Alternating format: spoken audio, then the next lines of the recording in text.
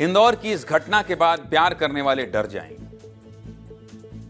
मैं अगर कुछ लिख रहा हूं, आपसे कुछ कह रहा हूं, तो इस खबर पर आप देखिएगा जरा, थोड़ा ठहरिएगा।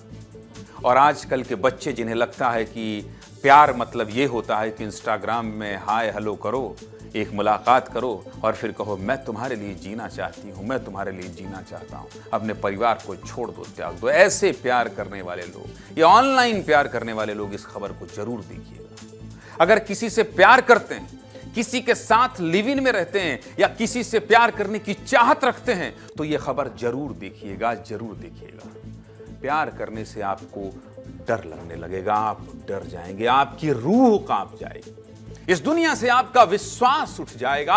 और इस खबर को देखने के बाद आपको भी लगेगा कि अगर प्यार में ये सब होता है तो इससे अच्छा है कि प्यार ना ही हो। और मेरे लिए इंदौर की यह खबर पूरे देश की सबसे बड़ी खबर है, सबसे बड़ी। क्या है पूरी खबर, आपको विस्तार से बता देता हूं। शुरुआत 2 तस्वीरों से करता हूं। देखिए, पहली तस्वीर इंदौर की है, जहां 10 फरवरी को MBA में पढ़ने वाली एक छात्रा की हत्या हुई थी। और हत्या करने वाला कोई और नहीं बल्कि लड़की का बॉयफ्रेंड पीयूष धामनोतिया था। जानते हैं ये पीयूष ने हत्या क्यों की थी?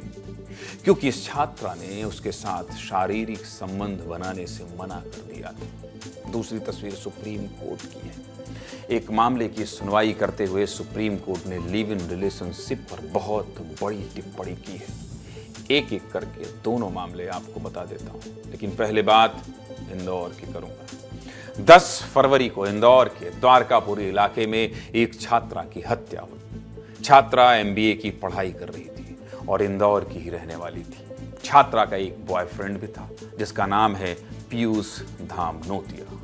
पीयूष मंदसौर का रहने वाला था और इंदौर में किराए पर रहता था। हत्या कैसे हुई, पहले आपको ये बता देता हूँ। 10 फरवरी की रात छात्रा घर से निकली थी।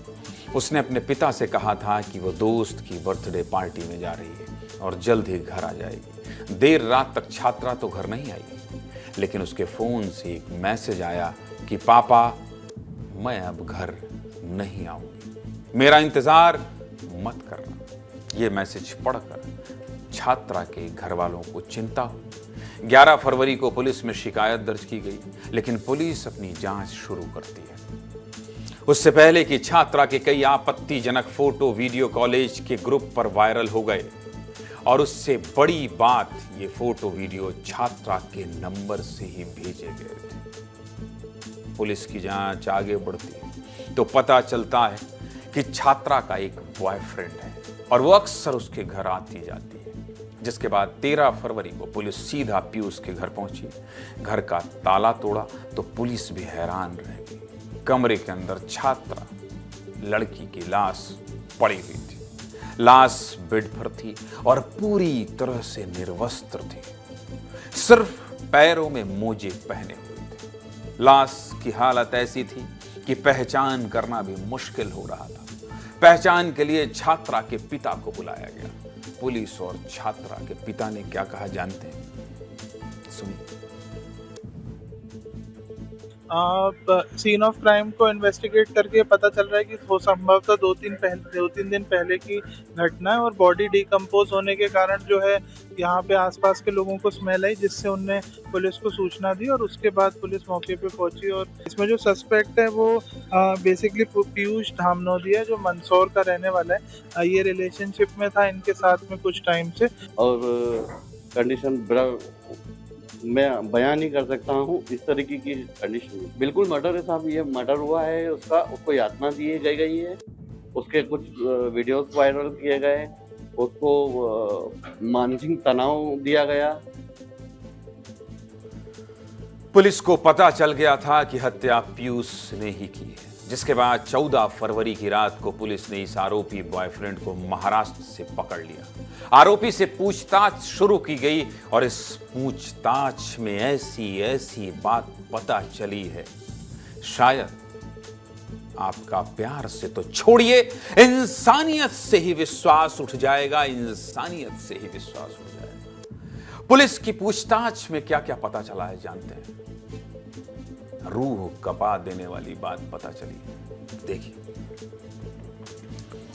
आरोपी पीयूष ने पुलिस पूछताछ में बताया है कि उसने कमरे के अंदर लगभग 2.5 घंटे तक छात्रा के साथ दरिंदगी की है।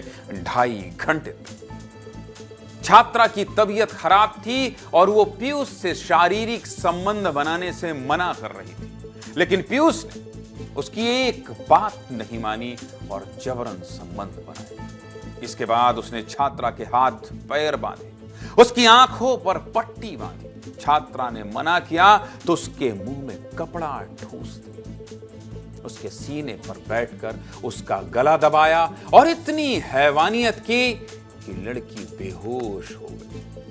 आरोपी को जब लगा कि छात्रा की सांसें रुक गई हैं, तो उसके बाद उसने चाकू से सीने पर वार किया। वार इतना तेज था कि चाकू भी टूट गया। हत्या करने के बाद वो आरोपी कुछ देर तक वहीं बैठा रहा। उसके बाद वो पास की एक दुकान पर गया और शराब लेकर आया। आरोपी यहीं नहीं रुका, उसने शव के पास बैठकर शराब पी और नशा करने के बाद शव के साथ संबंध बनाया, शव के साथ कुकर्म भी किया। कितनी घिनौनी मानसिकता होगी इस व्यक्ति की, आप खुद सोचिए। शव के साथ दरिंदगी करने के बाद आरोपी रात में ही गोवा के लिए फरार हो गया। इस आरोपी ने और भी बातें कबूली हैं जो शायद मैं तो नहीं बता सकता।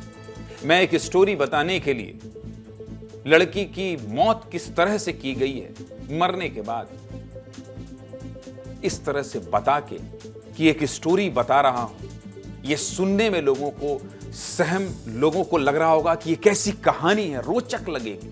लोगों को लगेगा कि अरे सस्पेंस वाली लगेगी, लोगों को लगेगा ऐसा भी हो सकता। मुझे नहीं बताना, मुझे नहीं बताना। मैं नहीं सुना सकता ऐसी खबर, इससे ज्यादा मैं नहीं बता सकता। इस आरोपी ने सिर्फ एक लड़की की हत्या नहीं की, इसने नैतिकता की हत्या की, इसने प्यार की हत्या की, इसने एक लड़की के विश्वास की हत्या की। वो लड़की जो इससे प्यार करती थी। इसने सिर्फ बलात्कार नहीं किया, बल्कि इंसानियत के उन नियमों को भी मार दिया जो जीने के लिए जरूरी है। एक मानव शरीर से जब मानवता चली जाती है तो वो कितना हैवान बन जाता है, ये इसका जीता जागता उदाहरण है। और जब इसने नैतिकता, मानवता और प्यार को ही मार दिया है, तो ऐसे व्यक्ति को भी जीवित रहने का कोई हक नहीं है, कोई हक नहीं है। मार देना चाहिए ऐसे लोग। सुनिए पुलिस का क्या कहना है। रिलेशनशिप में थे लगभग 1 साल से लड़की के साथ में, और जो है उसके घर वाले शादी के लिए तैयार नहीं थे, तो उसी को लेके इनका लड़की से लगातार विवाद हो रहा था। उनने अपनी पूछताछ में बताया कि उस घटना को ये अपनी रिलेशनशिप को सॉर्ट आउट करने के लिए घर गए थे, और उसी के बाद इनके आपस में संबंध भी बने। संबंध बनने के बाद इनकी आपस में कुछ कहा-सुनी हुई, और जिसके चलते उनने लड़की का गला घोंट दिया था। इंदौर में जो हुआ उसे बता पाना मेरे लिए भी आसान नहीं था, लेकिन शादी से पहले इस तरह लिव इन में रहना, संबंध बनाना और ऐसे छिप छिप कर प्यार करना क्या ठीक है? सुप्रीम कोर्ट क्या मानता है, ये भी आपको बता देता हूं। देखिए, सोमवार को दुष्कर्म के एक मामले में सुप्रीम कोर्ट में सुनवाई हुई, और इस सुनवाई में सुप्रीम कोर्ट ने कहा कि शादी से पहले संबंध बनाना ठीक नहीं है, चाहे वो संबंध लड़का लड़की की मर्जी से ही क्यों ना बने हों। शादी से पहले लड़का और लड़की अजनबी होते हैं, इसलिए दोनों को सतर्क रहना चाहिए। यानी सुप्रीम कोर्ट का भी यही कहना है कि शादी से पहले थोड़ा सतर्क रहिए। सीधे मुद्दे की बात यही है कि प्रेम कीजिए, प्यार करिए, लेकिन अगर प्यार में ये सब होता है तो बिना प्यार के रह लीजिए। क्योंकि इंदौर में जो हैवानियत हुई है उसे देखकर गुस्सा भी आता है और शर्म भी आती है।